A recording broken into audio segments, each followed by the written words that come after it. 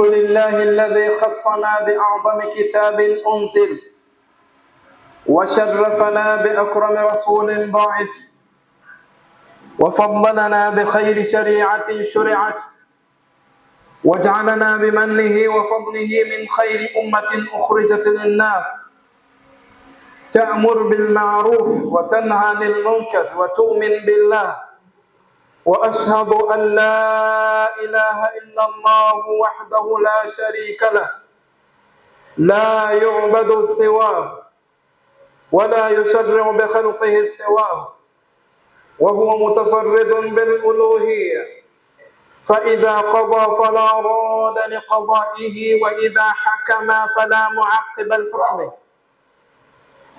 وأشهد أن محمدا عبده ورسوله عليه من ربنا أفضل الصلوات وأتم السلام. وبعد، أيها المسلمون، أوصيكم وإياي بتقوى الله عز وجل فقد فاز المتقون.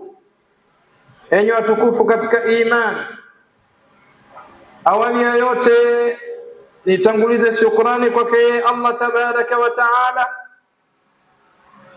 kwa kutuwafikisha kuidiriki Ijumaa ambayo ni Jumaa ya kwanza kwa kalenda ya jua ya mwaka mpya wa kalenda ya jua.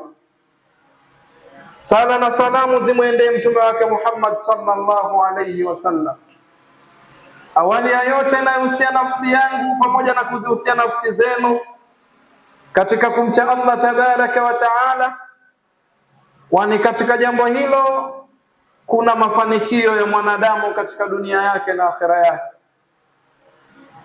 Hutuba yetu ya leo kwa muktadha wa wakati tulionao, kama ilivyotangulia kutambulishwa, ni tafakuri ya kumalizika kwa mwaka wa miladia.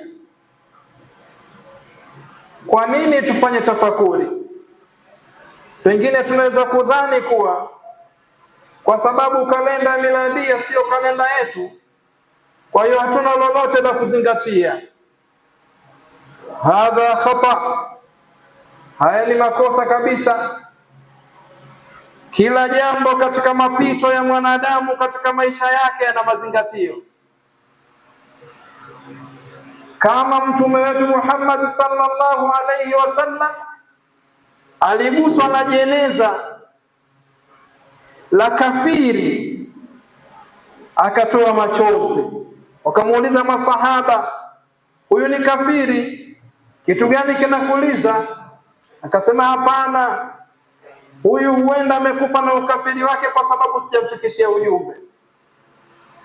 Kwa hiyo tunafanya tafakuri ya kumalizika kwa mwaka miladia, kwa sababu kumalizika kwa mwaka huo ni matukio katika matukio ambayo Allah ametutaka tujifunze kwa matukio hayo. Tabaraka alladhi ja'ala fis samai buruja waja'ala fiha sirajan wa qamaran munira wa huwa alladhi ja'ala al-layla wan-nahara khilfatan liman arada an yadhakkara au arada shukura. Allah tabaraka wa taala anatuambia yeye ametukuka, aliyeweka solar system, jua, mwezi, mbinguni, na akajalia khilfatan liman arada an yadhakkara au arada shukura, akajalia kupishana kwa usiku na mchana. Wa huwa alladhi ja'ala al-layla wan-nahara, usiku na mchana vinapishana, unatoka mchana unaingia usiku. Katika kupishana huku yako mambo mengi ya kujifunza. Liman arada an yadhakkar, kwa mwenye kutaka basi ajifunze, ndio maana tunafanya tafakuri. Au mwenye kutaka ashukuru kwa zile neema zinazopita katika masiku yenu, yanayopita katika maisha yenu. Tukio la kumalizika kwa mwaka wa kalenda ya jua. Sisi Waislamu tuna kalenda ya mwezi. Kalenda yetu ya Hijiria inahesabiwa kutokana na mapito ya mwezi, lakini kalenda miladia inahesabiwa kutokana na jua. Tukio la kumalizika kwa mwaka wa kalenda ya jua, yako mambo mengi ya kujifunza. Katika hutuba yetu ya kwanza tutaangalia yale ambayo ni munasaba katika ngazi ya nafsi ya mwanadamu yeye mwenyewe, kisha familia yake, kisha taasisi zetu. Tunajifunza nini? Tukio hili la kumalizika kwa mwaka wa kalenda ya miladia ni tukio ambalo limebeba somo kubwa sana. Somo lenyewe ni tishio la kumalizika kwa umri wa mwanadamu. Na hapa ndipo mahalu shahid. Kwa nini sisi Waislamu hatusherehekei kumalizika kwa mwaka? Hatusherehekei kwa sababu kumalizika kwa mwaka kuna maana ya kumalizika kwa uhai. Uhai wa mwanadamu umekuwa packaged, umefungashwa katika muda. Ndio Imamu Ibn al-Qayyim rahimahullahu ta'ala alayhi akasema, kullama qada yawman inqata ba'du. Mwanadamu kila siku inapoondoka, anaondoka yeye mwanadamu, sehemu yake inaondoka. Siku zinamega mwanadamu. Kwa hiyo ukiona mwaka unapinduka, manake ni kipimo kikubwa sana katika kuondoka kwa sehemu ya umri wa mwanadamu, na inaweza kuwa sehemu yote umri wake inaondoka, kwa sababu hakuna anayefahamu lini atamkuta mauti yake. Na hakuna tukio kubwa katika maisha ya mwanadamu, hakuna kitisho katika maisha ya mwanadamu kama kitisho cha kuondoka kwa umri. Mambo mengine yote yanaweza kuondoka yakarejea katika maisha ya mwanadamu, lakini sio kuondoka kwa umri. Mwanadamu anaweza kuondokewa na pesa ikarudi tena. Mwanadamu anaweza kupoteza marafiki wakarudi tena, au akawapata wengine. Lakini kuondoka kwa umri, hakuna namna yoyote ya kurejesha umri unaoondoka. Tukisoma tarehe ya leo kwa kalenda ya jua, tutasema leo ni tarehe 2 ya mwezi wa kwanza 2026. Haitopatikana baada ya siku hii ya leo tarehe 2 ya mwezi wa kwanza ya mwaka huu. Ikipatikana ni tarehe 2 ya mwezi wa kwanza ya 2027. Tukio la kuondoka kwa muda katika maisha ya mwanadamu ni kitisho kikubwa sana. Kitisho kwa sababu uhai wa dunia wa mwanadamu aliopewa ni kipande cha muda mfupi sana. Kipande hichi cha muda mfupi kimejaliwa sio tu kipande cha muda mfupi, bali ni kipande cha kimkakati. Amewekwa duniani katika kipande cha muda mfupi. Kipande hicho cha muda mfupi, huyu mwanadamu afanye maamuzi ya maisha yake yaliyobakia yote, ambayo hayana mwisho. Maisha yake baada ya kipande hiki cha uhai wa dunia, maisha yake baada ya mauti yake kaburini, na maisha yake baada ya kiyama kusimama. Na kiyama kitasimama kwa miaka 50,000 kama ilivyobainisha Qur'an, sio siku moja. Ni muda mrefu mno, mapito ambayo yana shida kubwa, dhiki kubwa kabisa, ambazo kwa tafakuri ya yale ambayo yako siku ya kiyama, Rasulullah sallallahu alaihi wasallam alitoka mvi kwenye kichwa chake, mpaka sahaba anamwambia, ya Rasulullah, ewe mtume wa Allah, shayyaba ra'suk, umetoka mvi kichwa chako. Kaambia imetoka mvi kwa sababu ya kufikiria ahwali za siku ya Kiyama. Miaka 50,000 wanadamu watakuwa katika hali ngumu sana. Maisha ya kaburini hakuna anayejua kipimo chake, tutakaa muda gani. Maisha baada ya kufufuliwa kwa miaka 50,000, maisha ya tabu kubwa kabisa, shida na dhiki ambazo hazielezeki. Na baada ya hukumu yake kupita, ama maisha ya peponi au maisha ya motoni, haya yote yanaamuliwa, hatima ya maisha haya yote yanaamuliwa na kipande hichi kifupi cha muda tulichonacho sasa hivi. Kipande ambacho kikiondoka hichi, wakati mwanadamu amecheza na umri wake, basi hakuna kitakachomfaa tena. Na huyu mwanadamu ni kiumbe ambaye ameumbwa, baada ya kuumbwa kwake atabadilisha hatua za maisha, atabadilisha staili za maisha, lakini huyu mwanadamu hana mwisho tena. Kama ataingizwa peponi, mauti atachinjwa, ataambiwa hakuna tena mauti. Kama ataingizwa motoni, waliyadhu billah, mauti atachinjwa, ataambiwa hakuna tena mauti. Hapa ni maisha dumdawa, ni maisha ya muda wote. Maisha haya yaweje? Ya shida au tabu au raha na starehe, yatatokana na kipande hiki cha muda mfupi alichonacho sasa hivi.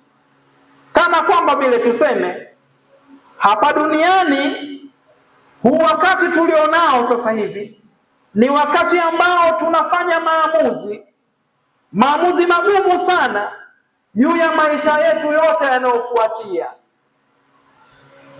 Athari ya yale tunayoyafanya sasa hivi yataathiri maisha yetu haya tulionayo na maisha yanayofuatia wakati wa mauti, baada ya mauti, baada ya kufufuliwa na baada ya kuhesabiwa.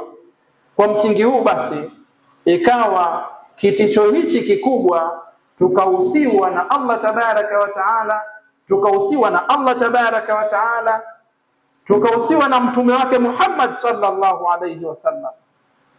Allah akatuambia, ya ayuha alladhina amanu taqullaha wal tanzur nafsum ma qaddamat lighad, enyi wanadamu mcheni Allah, muogopeni Allah.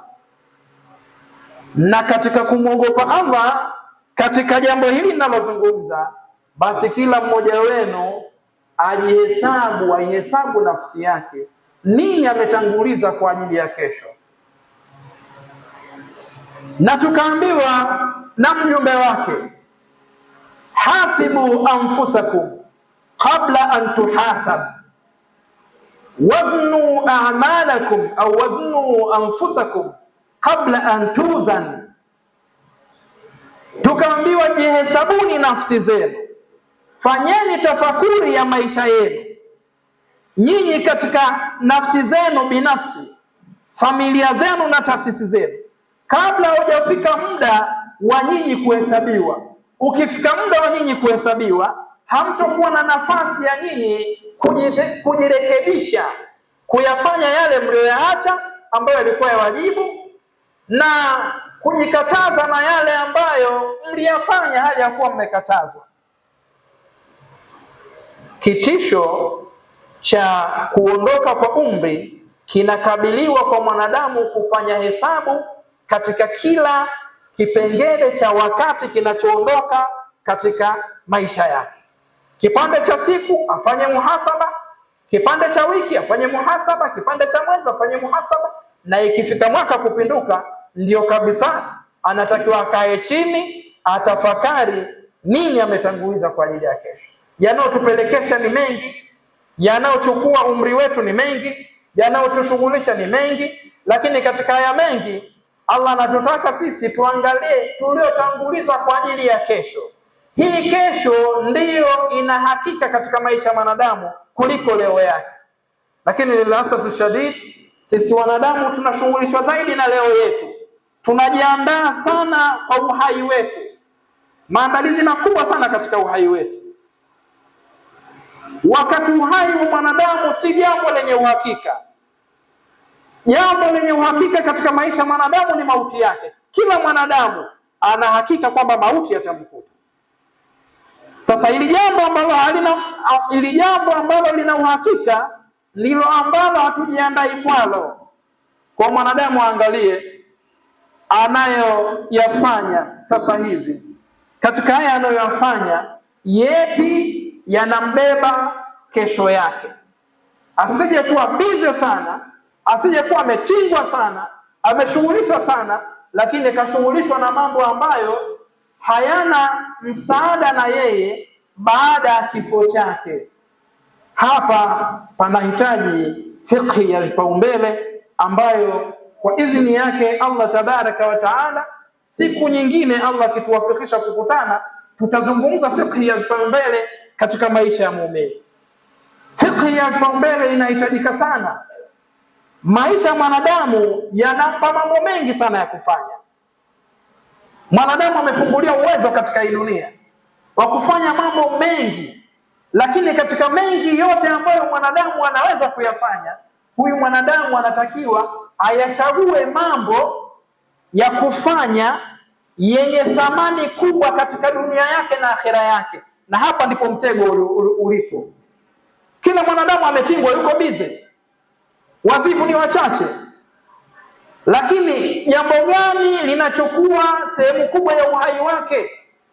Hili jambo lina uzito katika mizani ya kesho kiasi gani?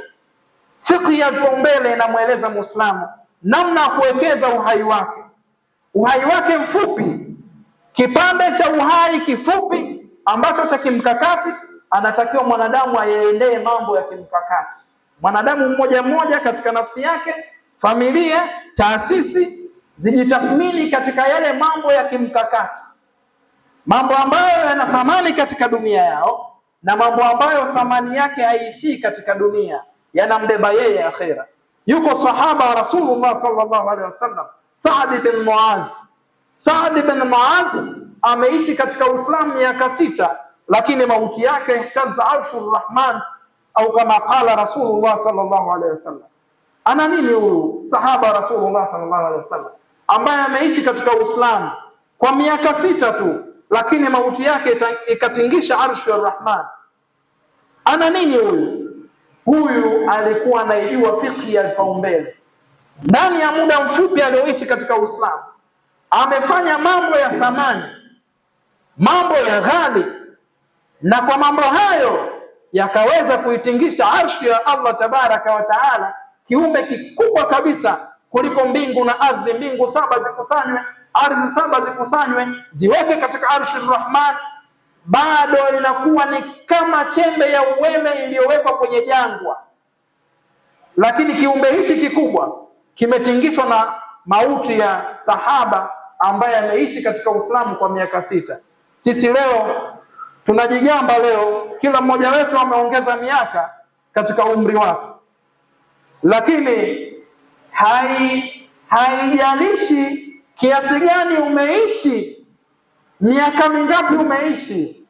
Kinachojalisha nini umefanya katika hiyo miaka ambayo umeishi. Asijigambe mmoja wetu kwa idadi, kwa wingi wa idadi ya miaka aliyoishi, bali ajigambe mmoja wetu, kila mmoja wetu, kwa mambo makubwa aliyofanya katika mizani ya dini. Enyi watukufu katika imani, kila mmoja wetu ajikague, amewekeza katika mambo gani? Kuna mambo ambayo yana malipo yasiyokatika mpaka kiyama saa. Hivi vituo vyetu hivi, misikiti kama hii, ukiwekeza hapa mpaka msikiti unaondoka katika uhai wake, katika kuwepo kwake, we bado unalipwa. Lakini misikiti imekuwa ni kama vituo vya mayatima. Haya ni mambo makubwa. Watoto tulionao, tukiwekeza katika kuwalea vizuri watoto tulionao, wakamjua Allah tabaraka wa taala, wakaweza kutafuta riziki zao katika njia halali, sio njia za shortcut hizi wanazotaka leo. Basi hawa watoto muda wa kuwa wako hai na mazuri yote watakayofanya na malezi mazuri watakayolea watoto wao wanaofuatia, haya yote yatahesabika katika mizani yetu. Haya ndiyo mambo ya kuwekeza. Haya ndiyo mambo ambayo mtu kwa umri wake mdogo anaweza kuandika hesabu kubwa katika maisha yake. Haya kila mmoja wetu ana nafasi nayo. Haya kila familia ina nafasi nayo. Haya kila taasisi ina nafasi nayo. Ni wajibu wetu kuitikia wito wa Allah tabaraka wa taala, tujikague nafsi zetu na tuitikie wito wa Rasulullah sallallahu alaihi wasallam, tujihesabu kabla ya kuhesabiwa. Amri ngapi tunazitekeleza? Tunazitekelezaaje amri hizo? Tunaziendeaje amri hizo katika kutekeleza? Ziko amri tunazitekeleza, lakini tunazitekeleza kama vile ni jambo la mwisho, last option. Ni awamiri za Allah tabaraka wa taala, ni maamrisho ya Allah tabaraka wa taala ambayo tunatakiwa tuyatekeleze kwa shime kubwa kabisa. Lakini leo shime kubwa ipo katika mambo yetu binafsi ambayo hayatubebi baada ya mauti. Al-Qais man dana nafsahu wa amila lima ba'da al-maut. Mjanja, mwerevu, mwenye akili si anejua jina la mji mkuu wa Kenya kuwa ni Nairobi. Kwa vipimo vyetu hivi tunavyopimana kwenye taaluma, mji mkuu wa Urusi ni Moscow. Chiki huyu ana akili. Rasulullah sallallahu alaihi wasallam anambainisha mtu mwerevu mwenye akili. Mwenye akili sio anayejua mji mkuu wa Urusi. Mwenye akili ni yule ambaye anaweza kuidhibiti nafsi yake, akayachagua mambo ya kufanya, akafanya yale ambayo yana faida na yeye hapa duniani, yana faida na yeye baada ya mauti. Aqulu qawli hadha astaghfirullah li wa lakum wa lisairil mu'minin ud'u Allah wa antum muqinun bil ijaba.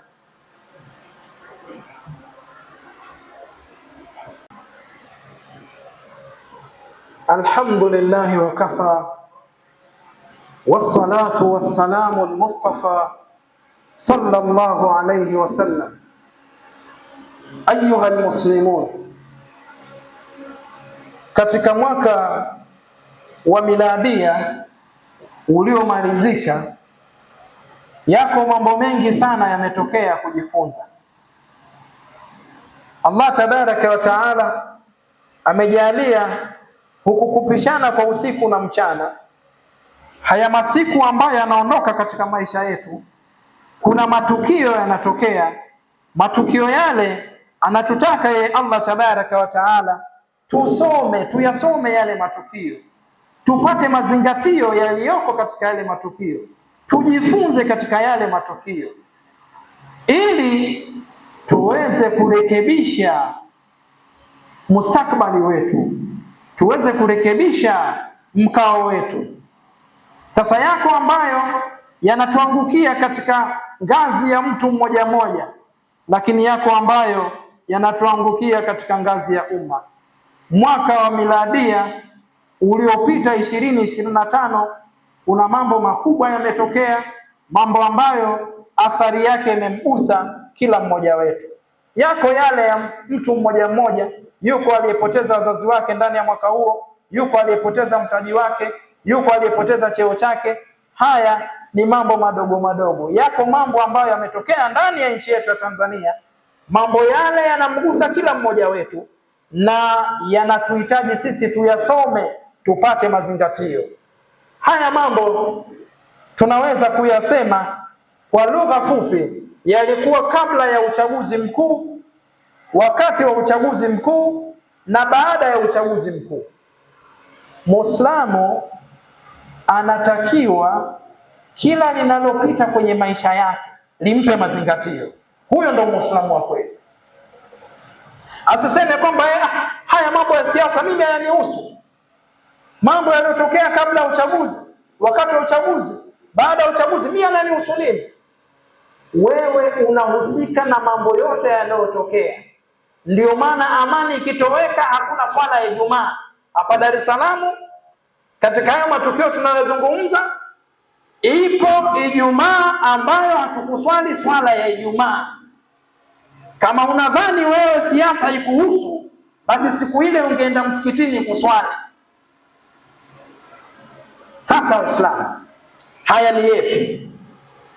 Mambo yaliyotokea ni mengi, lakini sura ya yale yaliyotokea kuna mazingatio makubwa sana tumejifunza sisi leo.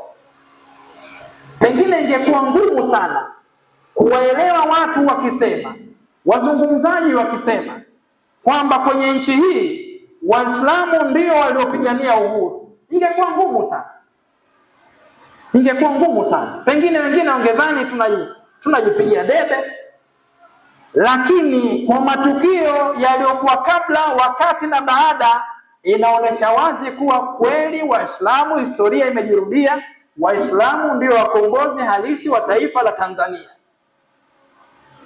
Ilionekana wazi kuwa vijana wetu wengi walibebwa, walitumiwa na hamasa za watu wenye ajenda zao.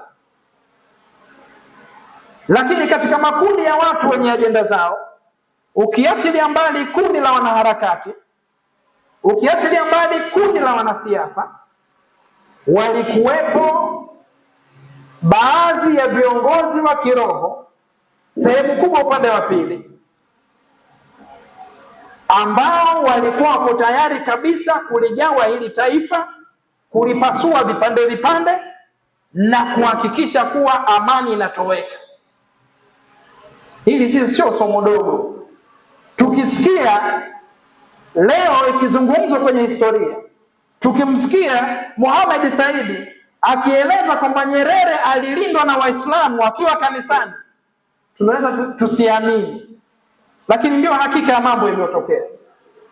Waislamu kwa maslahi ya taifa hili, wakati wenzao wakisimama upande mmoja na mkoloni wao, yule asiyekuwa Muislamu ambaye ameungana na wao katika kulikomboa hili taifa, wao walimlinda akiwa kanisani.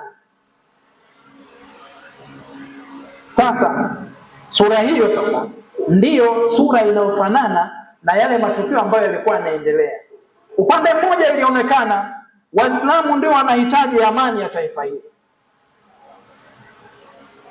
na upande mwingine ukawatukana Waislamu, ukawakejeli Waislamu na kuonesha kwamba hawa hawana elimu na kuonesha kwamba hawa wanatumika. Lakini hakika ya mambo leo, mambo yote yako wazi.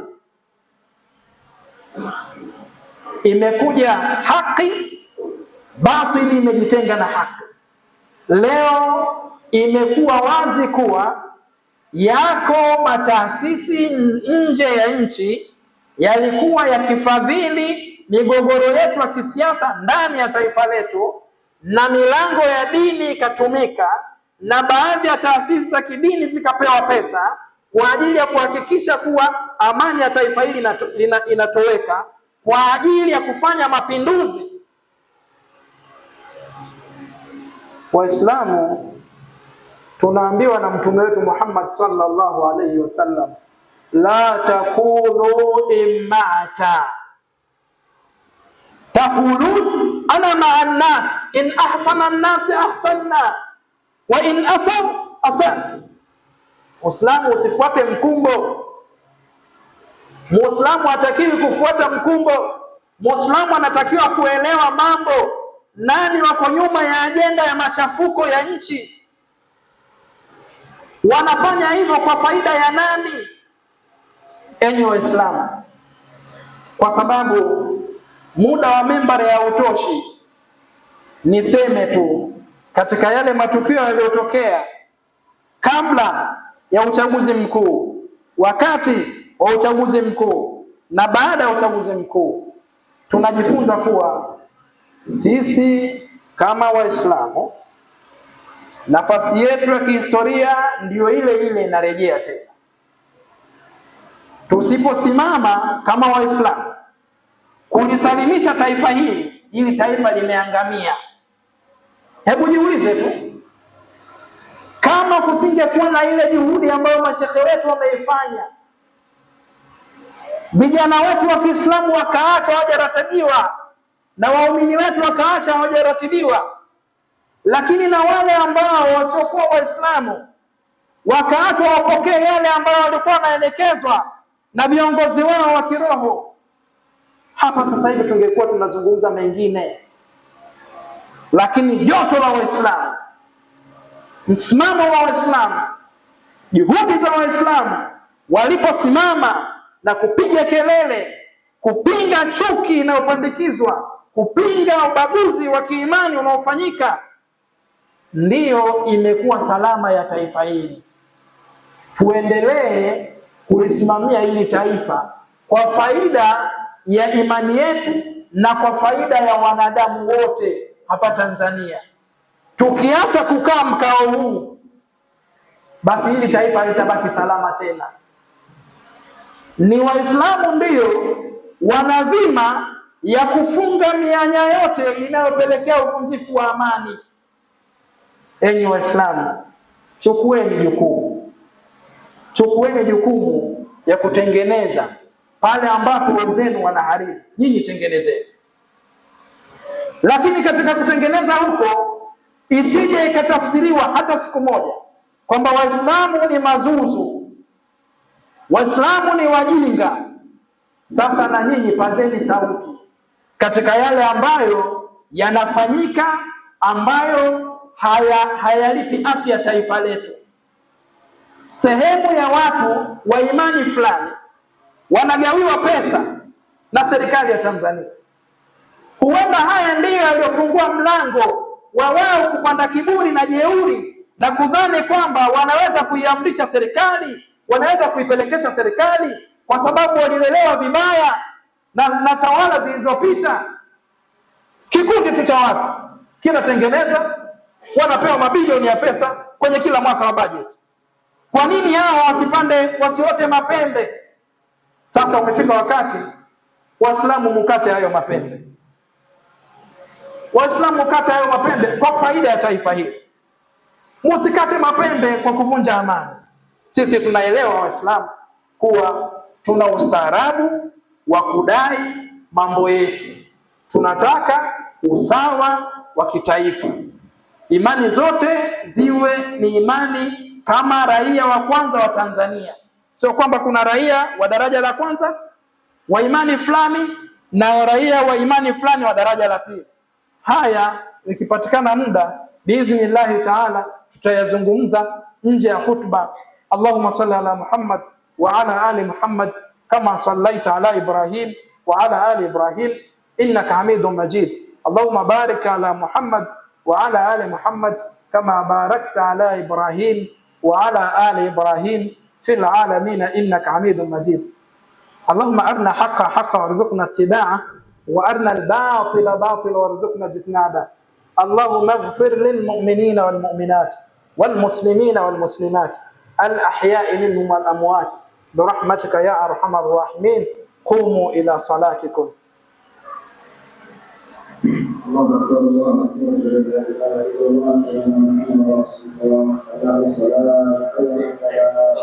Itu sana.